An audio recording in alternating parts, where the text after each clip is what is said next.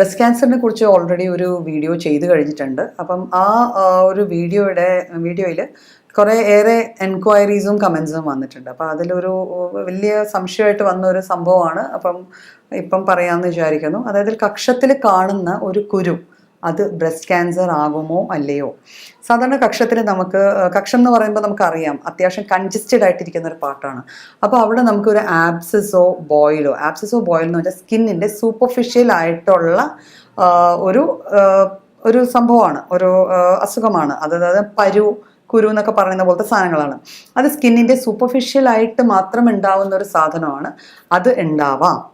പക്ഷേ റെക്കറൻ്റ് ആയിട്ട്, അതായത് വന്നും പോയും ഇത്തരത്തിലെ കുരുക്കളോ പരുക്കളോ നമ്മളുടെ കക്ഷത്തിൽ ഉണ്ടാവുന്നുണ്ടെങ്കിൽ സ്വാഭാവികമായിട്ട് നമ്മളത് ചെക്ക് ചെയ്യേണ്ടതാണ്. എന്തുകൊണ്ട് അത് ഉണ്ടാവുന്നു? അതിൻ്റെ ചുറ്റുവട്ടമുള്ള കഴലകൾക്ക് പലപ്പോഴും കഴലകളുടെ വീക്കമോ അതിലുണ്ടാവുന്ന നീരുവീഴ്ചയോ ഒക്കെ ക്യാൻസറിൻ്റെ ഒരു മെയിൻ ലക്ഷണമാണത്. എന്നുവെച്ചാൽ നമ്മളുടെ ഏത് അവയവത്തിന് ചുറ്റുമാണ് ക്യാൻസർ ഉണ്ടാവുന്നത്, ഏത് അവയവത്തിലാണോ ക്യാൻസർ ഉണ്ടാവുന്നത് അതിൻ്റെ ചുറ്റുമുള്ള കഴലകൾക്ക് വീക്കം വരാം. അപ്പോൾ കഴലകൾക്ക് വീക്കം വരുന്നതും പലപ്പോഴും ഇതുപോലെ കുരുവോ പരുവോ ആയിട്ട് നമ്മൾ മിസ്റ്റേക്കൻ ചെയ്യാം. ഇപ്പോൾ റെക്കറൻ്റ് ആയിട്ട് വിട്ടുമാറാതെ നമുക്കിങ്ങനെ 3-4 മാസം കൂടുമ്പോൾ പരുവോ കുരുവോ വരുവാണെങ്കിൽ നാച്ചുറലി നമ്മളൊരു സർജനെ കണ്ട് അതെന്താണ് എന്ന് ഡയഗ്നോസ് ചെയ്യിക്കേണ്ടതാണ്.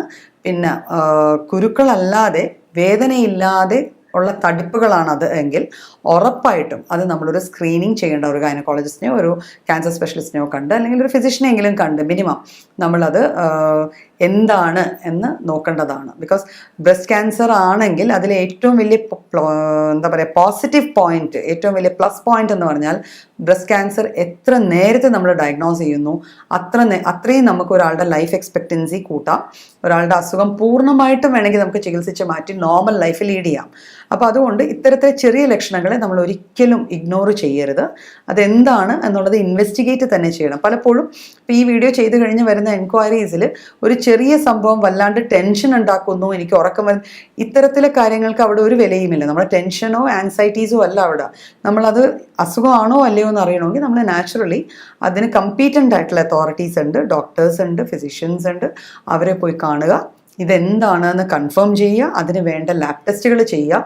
ചികിത്സിക്കേണ്ട ഒരു കണ്ടീഷൻ ആണെങ്കിൽ ഉറപ്പായിട്ടും അതിന് നേരായ ചികിത്സ തന്നെ തേടുക.